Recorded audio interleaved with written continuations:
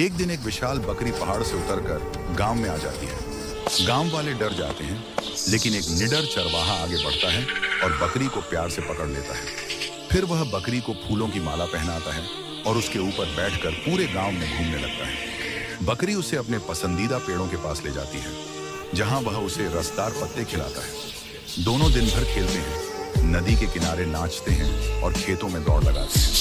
चरवाहा बकरी को एक्सरसाइज करवाता है ताकि वह और ताकतवर बन सके। एक दिन बकरी को अचानक सिर दर्द होने लगता है, जिससे चरवाहा बहुत दुखी हो जाता है। तभी बकरी एक बड़ा चमचमाता हीरे का पत्थर दे देती है। सभी खुश हो जाते हैं, लेकिन बकरी आंखों में आंसू लेकर कहती है, किसी ने वीडियो को लाइक और सब्सक्राइब नहीं किया।